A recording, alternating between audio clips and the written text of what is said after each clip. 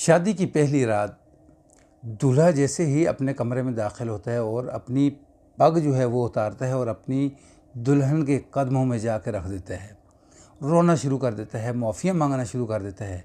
वजह जानकर जो है वो आप हैरान रह जाएंगे। अस्सलामु अलैकुम वरहमतुल्लाहि वबरकातुहू। मेरे मोअज़्ज़ज़ नाज़रीन इकराम, कि ये वाक़या कुछ इस तरह से पेश आता है कि वालिदैन के 5 बच्चे होते हैं, जिनमें से 4 बेटी होती हैं और 1 बेटा। माँ की भी ख्वाहिश होती है, बहनों की भी ख्वाहिश होती है कि हमारा जो भाई है ये दूल्हा बने, यानी इसकी शादी हो। तो उसके लिए खूबसूरत सी लड़की जो है वो तलाश की जाती है, लड़की मिल जाती है, रिश्ता जो है वो हो जाता है, मंगनी होती है, फिर उसके बाद शादी जो है वो तय हो जाती है, बारात जाती है, सब कुछ होता है। जैसे ही दुल्हन जो है वो लड़के के घर पहुंचती है, पहली रात सुहाग रात जो है, यानी दुल्हन अपने कमरे में मौजूद होती है। दूल्हा जैसे ही उसके कमरे में दाखिल होता है और अपनी पगड़ी उतारता है और जाकर अपनी दुल्हन के कदमों में रख देता है और ज़ोर ज़ोर से रोना शुरू कर देता है। कहता है कि मैं खुद गर्ज़ हूँ, ये सब कुछ मुझे करना नहीं चाहिए था, लेकिन मेरी बहनों ने और मेरी माँ ने मुझे बहुत ज़्यादा मजबूर कर दिया, जिसकी वजह से मैं खुद गर्ज़ बन गया। मैं शादी के काबिल नहीं था। मेरी बहनें और मेरी माँ मुझे दूल्हा देखना चाहती थी। तो लड़की जो है, दुल्हन जो है, वो कहती कि जैसा कैसा भी है, अब तू मेरा सुहाग है, तो मेरे सर का जो ताज है।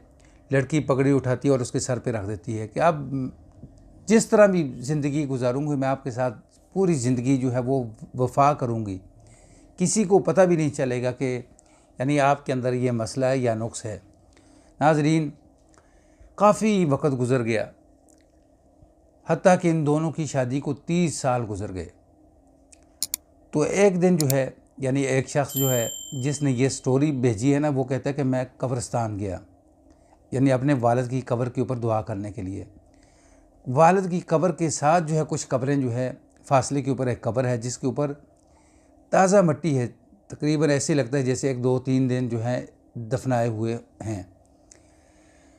तो कहता है कि मैं उस कब्र के ऊपर पहुंचा तो मुझे अजीब व गरीब किस्म की खुशबू आना शुरू हो गई।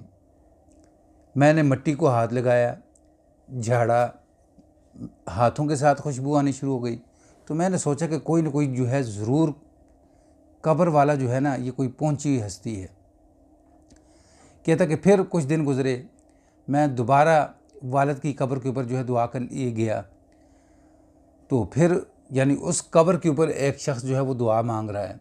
कहता है मैंने भी वालिद की कब्र से फ़ारिग होकर जब उस कब्र वाले से कहा कि मैं आपसे कोई बात करना चाहता हूँ, अगर इजाज़त हो, तो उसने कहा ठीक है। वो कहता कि मैंने उससे पूछा कि ये जो कब्र में है ये कौन है, आपका क्या लगता है? तो उसने कहा कि ये मेरी बीवी है। तो उसने कहा कि मैं पहली मर्तबा जब इस कब्र से होकर गया था तो मेरे हाथों से खुशबू, यानी काफ़ी देर तक खुशबू आती थी। लोग दुकान के ऊपर मुझसे आकर पूछते थे कि आज आपने परफ्यूम ऐसा लगाया है, यानी ऐसी खुशबू लगाई है, ये नायाब खुशबू है। तो कहता कि मैं बड़ा हैरान हुआ। तो अब मैं आपसे पूछना चाहता हूँ कि ये कब्र किसकी है, खुशबू उसी तरह की आ रही है? तो फिर उस शख्स ने कहा कि ये मेरी बीवी है। फिर उसने सारा ये स्टोरी जो मैंने आपके सामने बतलाई है ना, ये स्टोरी उसने बतलाई कि इस तरह करके 30 साल इसने मेरे साथ वफा की ज़िंदगी गुजारी। हत्ता कि मेरे घर वालों ने से कहा कि आप बांझ हो, आप बच्चे पैदा करने के काबिल नहीं हो। तरह तरह के ताने भी इसने सुने, तरह तरह की बेइज्जती भी इसने बर्दाश्त की, लेकिन मेरा जो राज था उसने फाश नहीं किया। ये मेरी नेक पाक दामन जो है वो खातून है, औरत है, बीवी है। तो नाज़रीन, यहाँ हमारी माँओं, बहनों, बेटियों के लिए सबक भी है कि अगर कभी कभार किसी के अंदर कोई मसला बन भी जाए, लड़ाई झगड़े, 100 फसाद जो है वो घरों के अंदर होते हैं, तो हमें चाहिए कि दूसरे का जो पर्दा है, दूसरे का जो राज है, उसे छुपा कर रखना। जब वो राज दुनिया के अंदर हम छुपा कर रखेंगे तो उसका इनाम जो है फिर अल्लाह तबारक व तआला हमें यानी इस शक्ल के अंदर देगा कि कब्र की मिट्टी से भी खुशबू आती है, कब्र से भी खुशबू आती है।